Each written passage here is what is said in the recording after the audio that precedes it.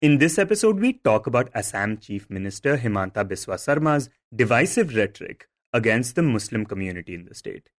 We also talk about why astronauts Sunita Williams and Barry Wilmore are currently stuck in space. But first, we talk about the recent allegations by Hindenburg Research against SEBI and the Adani Group. Hi, I'm Shashank Bhargava, and you're listening to Three Things, the Indian Express news show. Back in January 2023, the US-based investment firm Hindenburg Research had accused the Adani Group of brazen stock manipulation and accounting fraud scheme over the course of decades. These allegations had then led the shares of the Adani Group companies to fall sharply, costing the company billions of dollars. Now, for those who may not know, Hindenburg Research is known for its critical reports on publicly traded companies, and its 2023 allegations were based on a 2-year investigation. But last week, the firm once again leveled allegations not only against the Adani Group, but also against the chief of India's market regulator, SEBI. In this segment, Indian Express's executive editor, P. Vaidyanathan Iyer, joins us to talk about it. Vaidi, tell us, what allegations has the Hindenburg Research come out with this time? Okay, it is almost like part 2 of the January 2023 investigation, but in this it specifically focuses on the SEBI chairperson. SEBI is the Securities and Exchange Board of India, which regulates the stock markets and the securities markets. So it says that, the lack of action on the part of SEBI probably is because of, this is the allegation, right? Hindenburg Research alleges that the lack of initiative by SEBI to go forth and book Adani in this whole allegations which they had leveled way back in January 2023 probably stems from possible investments which the chairperson Madhabi Puri Buch and her husband Dhaval Buch had made in an offshore fund based in Mauritius, which is linked by nature of co-investor Vinod Adani, who belongs to the Adani family, who is also invested in the same fund. And probably this fund is linked to a broader structure of 13 overseas funds, which were at the center of investigation by SEBI. So it's very complex, but essentially what it says is SEBI was investigating 13 global overseas funds to see whether the ownership of any of these funds had links with the promoter group. The promoter group meaning the Adani and the Adani family. So that was the investigation which SEBI was undertaking. So this is essentially that revelation which says that, why SEBI didn't push forward in the Adani investigation is because there was an interest of the SEBI chairperson in one of the Adani related entities. A clear conflict of interest. As things would suggest that this is a conflict of interest. And how concerning would you say these allegations are? See, for me, you have to look at the context. So before I say that whether it is serious, not so serious, should be taken note of, should be explained, what is critical is to see the background. So here is a SEBI chairperson who has come from the private sector. She's been a remarkable profession, had a trailblazing career. She became a whole-time director in SEBI in 2017. She became the chairperson in 2022. And she's SEBI's first woman chairperson. First woman chairperson. Professionally, she is seen as somebody who pushes the envelope. She has done some remarkable changes within SEBI and in the market frameworks, right? As a private sector person, as a private individual, she has made investments in the past during her private life, which is perfectly all right. Every person who's an HNI invests probably funds in various kinds of things, not thinking at a later point of time, I might become a SEBI chairperson, so let me not make those investments. People don't think like that.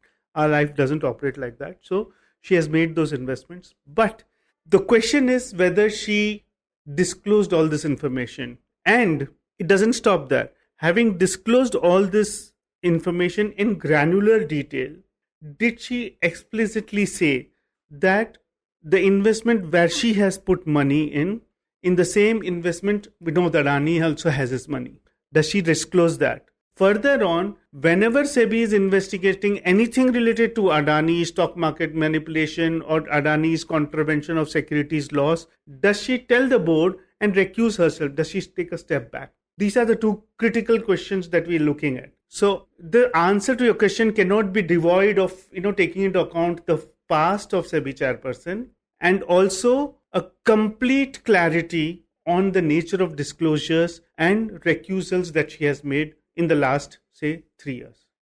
So how concerning these allegations are depends on whether or not she made these disclosures.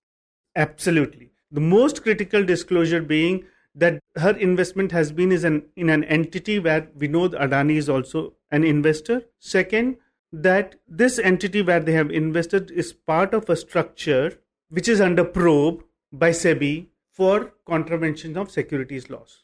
And the third question is, if she has made these disclosures, did she recuse herself from the investigation process? And Vedi, what do we know about whether or not that actually happened? And Indian Express spoke to a former chairperson and board members of SEBI. Tell us what they had to say about this. See, from the looks of it, after studying the statements of SEBI as well as the SEBI chairperson and her husband, they're not denying that these investments were made, right? So they're not denying that they never made these investments. And they're also saying certain things about disclosures. They're saying that, and recusals also. One, they are saying they have made disclosures whenever it related to any conflict of interest. Second, they are also saying that the SEBI chairperson probably had recused herself whenever there were decisions taken on the real estate investment trust rates. Because rates, Blackstone, in which SEBI chairperson's husband is a senior advisor, is a big stakeholder in the rates market. She has recused herself from that. That they have made it very clear in their statement. So one fact we know. But the other fact, whether she recused herself from Adani, it is not said so in black and white. And could you talk about what Madhabi Puri Buch has said about these allegations? She has said that, SEBI has an institutional mechanism to take care of conflict of interest and recusal. She says that, she has made all these disclosures. Her finances and that of her finances are an open book. She says that these allegations are baseless. To say that, SEBI did not go ahead and press investigation against Adani because of this investment is completely baseless and untrue. She's denied all these allegations. And SEBI itself later on has said that it asks investors to be calm and not to take note of these reports, and says that, its institutional framework and mechanism is such that disclosures and recusals have been taken by the SEBI chairperson. And we know that last time when Hindenburg made these allegations, the Adani Group's stock fell and it lost billions of dollars, though the stock did manage to recover later on. But this time Adani stocks weren't affected that much, and even the markets didn't really react to this news. But Vedi, this is the second time that Hindenburg is making these allegations against what is India's biggest conglomerate. Tell us what these allegations do to Adani's reputation and the reputation of India's market regulator, SEBI. Does it get affected at all? So the reputation of India's stock market, I don't think that has been dented, because this is an institution which is known for its professional competence and it is also known for its institutional integrity. So I would imagine that it doesn't affect the overall market sentiments. About Adani, I think Adani has consistently maintained that all these allegations are false and they are baseless. And Supreme Court actually in June earlier this year dismissed a petition or a plea filed by some people which sought a court-monitored investigation of so-called Adani stock market manipulation allegations. So it dismissed it, and it said that it had faith in SEBI and it had confidence in SEBI to complete this investigation. So that is what the Supreme Court said. So I'm leaving it at that. But would the Supreme Court, would it have acted differently had it known all this information which is out today? That is a question mark. Now on Monday, the Hindenburg Research hit back at the SEBI chief, Madhabi Puri Buch, alleging that she ensured the accounts with ties to Adani be solely registered in the name of Dhaval Buch, her husband, 2 weeks after her appointment as the SEBI chairperson, and redeemed the funds through his name. Now, ever since the Hindenburg allegations came to light, the opposition parties have been demanding a probe into the matter. Indian Express's Asad Rahman, who reports on the opposition for the paper, tells us about it. So far as we are speaking, the joint demand of the opposition has been from across parties, across the states, has been that a joint parliamentary committee should be constituted and that an investigation should be done by the JPC and an SIT, which is a special investigative team, should also be constituted, and that the SEBI chief should resign in the meantime while the investigation is ongoing. The Congress perhaps has taken the strongest position on this issue. The Congress has announced that if its demand and the opposition's demand for a JPC probe is not accepted by the government, the Congress is going to announce a countrywide protest against the allegations and the government for not constituting a joint parliamentary committee. This is an explosive allegation because it alleges that the umpire herself is compromised. The savings of millions of Indians, hard-earned, honestly earned savings, are at risk.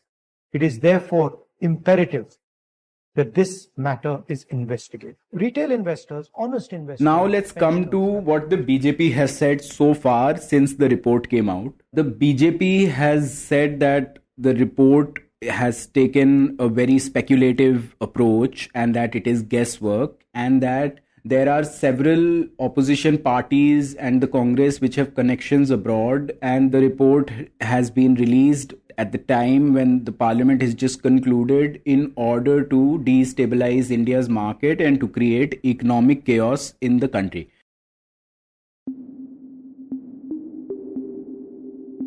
And next we talk about Assam Chief Minister Himanta Biswa Sarma once again targeting the minority Muslim community in the state. And this time, the targeting was related to the annual flooding that the state capital Guwahati experienced. So, every year we talk about floods in Guwahati. It's just something that arrives like clockwork every year whenever we have rains. That's Indian Express's Sukrita Baruah, who reports on the state for the paper.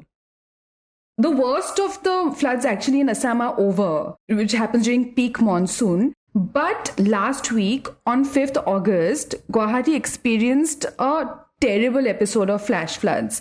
So sometime in the afternoon at around 3 o'clock, the rain started, and it rained for around 1.5 hours. Heavy rainfall for 1.5 hours. But that was enough to bring the city to its knees. There was extensive waterlogging through the city. It was so bad that a lot of people couldn't go back home that night. They had to stay back in their offices. So like I said, even though we have flooding happening all the time, every year, this time, it really made a lot of people upset. So it triggered a lot of public outrage, over the inability of our city administration, of our state government to not be able to handle this issue that seems to be something that we're doomed to grapple with forever, right? So 2 days later, the Guwahati High Court has been hearing a PIL on Guwahati's waterlogging issues.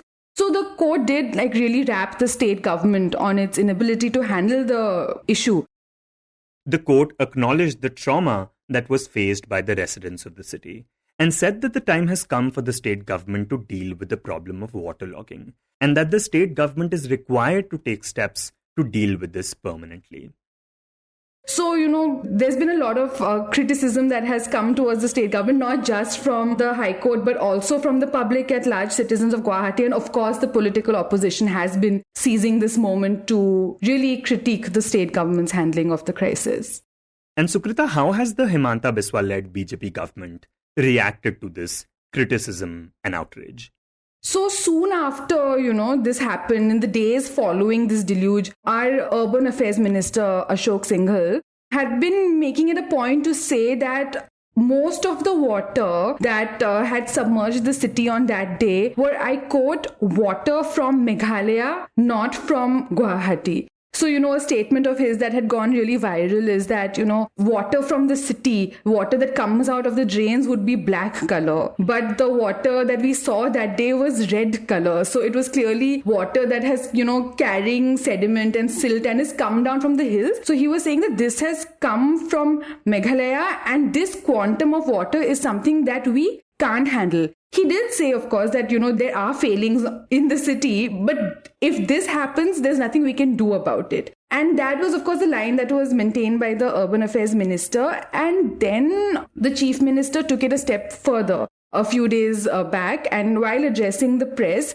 he singled out one particular institution. So he had been talking about the general deforestation happening in the hills of Meghalaya, just adjacent to Guwahati. And he was saying that the deforestation and the cutting of hills here for construction work is directly contributing to, more water rushing into the city. But that day he singled out one particular institution called the University of Science and Technology, Meghalaya, which is located just in the outskirts of Guwahati, where the hills of Meghalaya slope downwards into the city.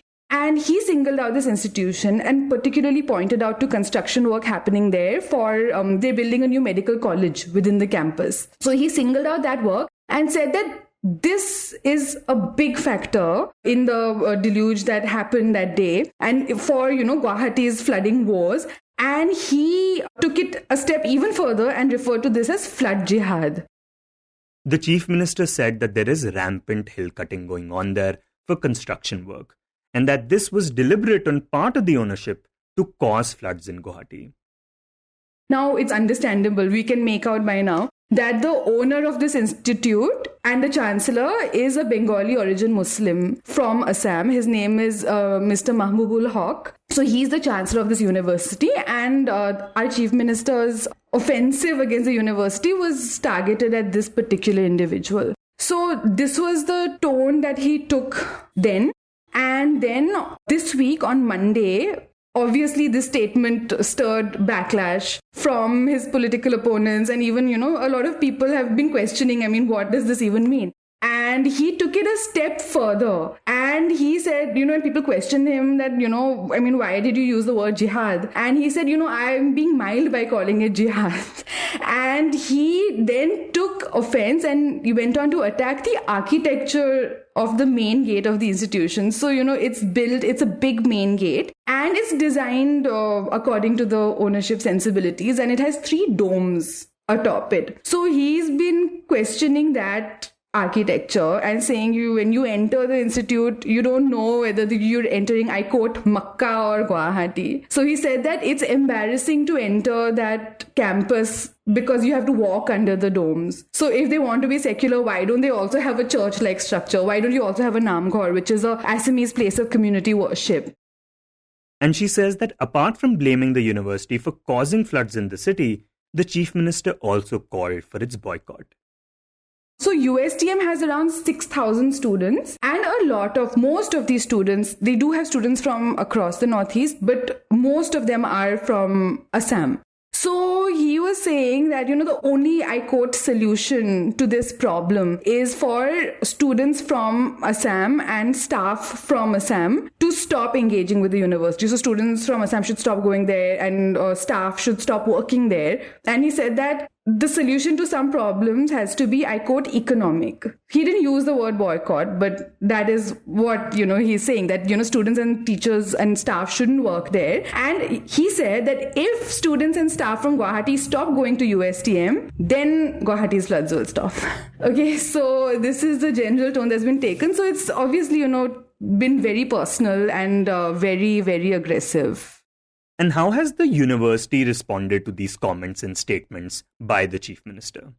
The university has been measured in its response. They have issued a few official statements. And what they've been saying is that, whatever work we've done has been with requisite permissions from the government of Meghalaya. And they've pointed out to the obvious that, the institute, if there is runoff to be attributed to the institute's construction work, it is a, I quote, minuscule part of the water that flows down from this area down to the city of Guwahati. So they've gone on to talk about, different methods that they've applied, that they're a green campus, that they have, they've taken measures to comply to environment standards and so on. And they've also, because the chief minister had alleged that, they are not using any kind of architecture, they're just bulldozing through the hills. So they also mentioned that they have impaneled architects from outside Assam and, there's a supervisor from IIT who is overseeing this work.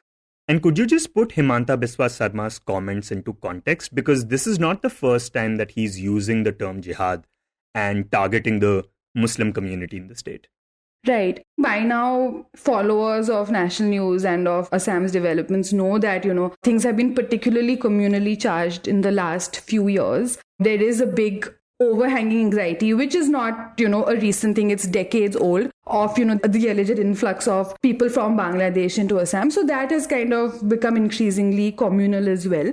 So, last year we had the chief minister accusing Bengali Muslim farmers in Assam of fertilizer jihad, which is, I think, something that nobody has heard of before. So a lot of the vegetables, particularly in Guwahati and of course in other parts of Assam, is grown particularly in this stretch called Kharupetia, and the farmers there are Bengali origin Muslims. So he was saying that they are deliberately overusing fertilizers to cause illnesses in people. So, and use that as a rallying call for Assamese people to grow, or Hindu people to grow more vegetables and take charge of this economy. Just earlier this month, he made some major announcements.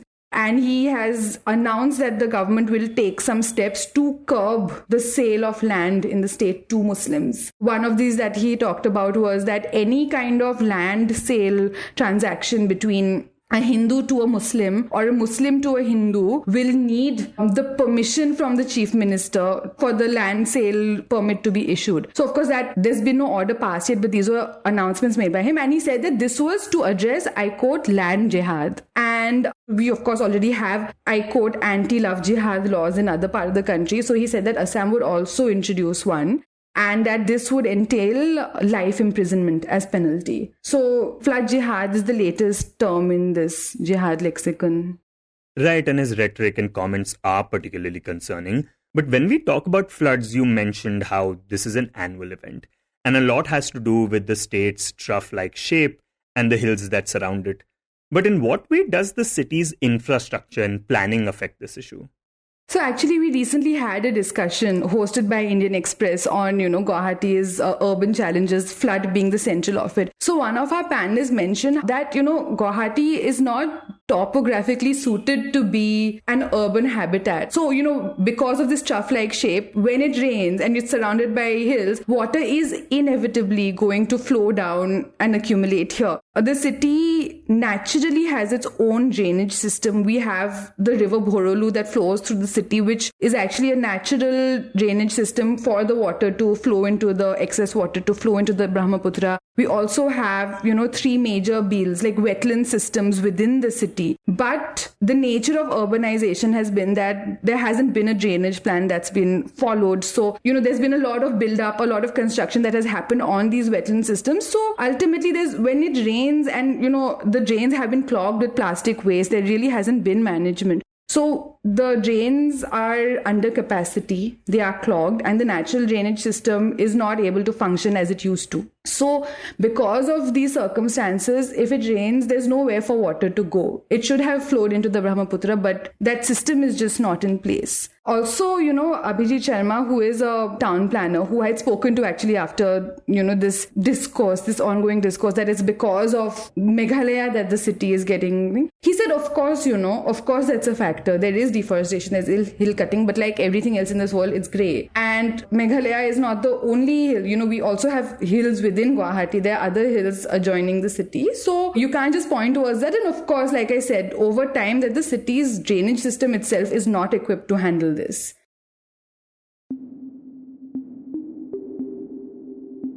And in the end, we talk about 2 astronauts stuck in space. Back in June, US astronauts Sunita Williams and Barry Wilmore boarded Boeing's new spacecraft Starliner, which is meant to transport astronauts in space, to and fro from the International Space Station and other low Earth orbit destinations. Now, this was Starliner's first flight with humans on board, and both Williams and Wilmore were meant to return to Earth within a week. However, as soon as the Starliner docked at the International Space Station, the capsule started to experience thruster failure and a helium leak. This has now forced them to spend an extended period in space. In fact, according to NASA, they might have to wait till February 2025 to return to Earth. When we spoke to Indian Express's Amitabh Sinha, he told us more about it. Amitabh, right now both William and Wilmore are at the ISS. For those who might not know, can you tell us a bit about it? So this International Space Station is a permanent sort of space laboratory. We have built it up. It is a very large spacecraft and it keeps orbiting the Earth. It is about 400 kilometers from the Earth. And this is permanently manned, as in, you have astronauts who are permanently there. They keep coming and going. Somebody is there all the while carrying out some experiments, studies about this space. So it's a large space facility. In fact, the only one as of now. There were earlier also different versions of it, but the current one is what is called the International Space Station. Right, this is essentially a collaborative project and you have astronauts from different countries working there. And besides Williams and Wilmore, there were 7 others who were already there. Can you tell us how big of a space it is and how long can they stay there? So it's a fairly large facility. NASA says it's bigger than a 6-bedroom apartment in the United States, a typical 6-bedroom apartment. So it's a fairly large space. There are sleeping spaces for astronauts. Not all of them. It's not like a day and night thing. Not everyone goes to bed at the same time. There are 2 bathrooms. There's one well-equipped gym where astronauts spend a couple of hours almost every day.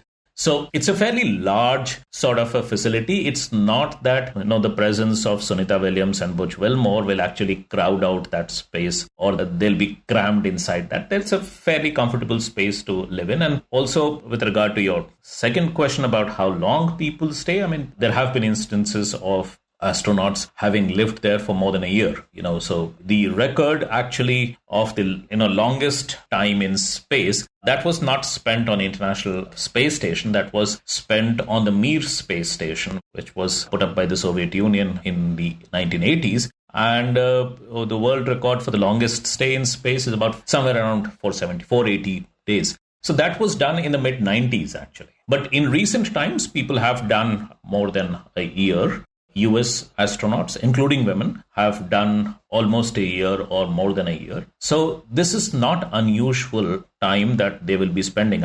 If they come down in February next year, they would have spent about 250 days, so about 8 or 9 months in space. And there have been people who have done more than that. There are quite a few people, at least 5 to 6 people who have done more than 300 days in space at a stretch. So this is not a very, very unusual situation, just that it wasn't planned this way.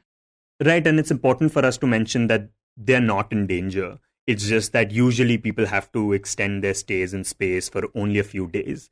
But also, can you tell us with this technical snag, the kind of questions it raises about the Boeing Starliner? And maybe you could also talk about why a Boeing spacecraft is being used by NASA.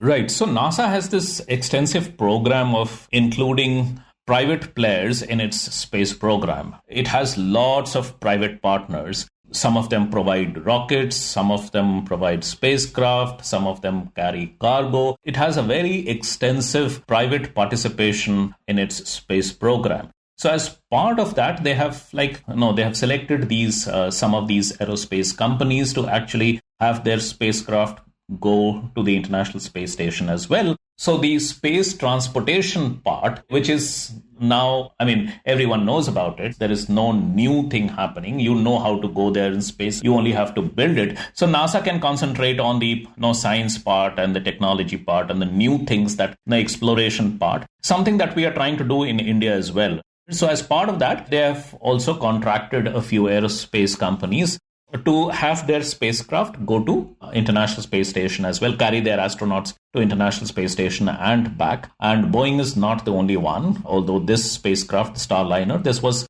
Boeing's first journey carrying astronauts, but SpaceX does it routinely. And SpaceX, which is Elon Musk's company, in fact, when they'll come back in February, they'll be coming back on a SpaceX spacecraft. This SpaceX spacecraft, this is supposed to go in September. As I said, routine, journeys that are taken to the International Space Station. So as part of that, this SpaceX spacecraft was supposed to carry, 4 astronauts to the International Space Station in September. Now, if these two have to come back, not on their original vehicle, but on a new vehicle, then only 2 people instead of 4 will go to International Space Station and they will come back together in February. So that's the plan, right? So Boeing, yes, a first manned mission to ISS.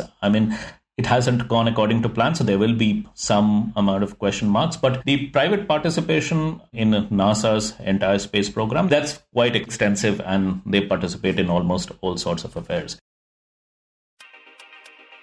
You were listening to Three Things by the Indian Express. Today's show was written and produced by me, Shashank Bhargava, and was edited and mixed by Suresh Pawar. If you like the show, then do subscribe to us wherever you get your podcasts. You can also recommend the show to someone you think will like it. Share it with a friend or someone in your family. It's the best way for people to get to know about us. You can tweet us at Express Podcasts and write to us at podcasts@indianexpress.com.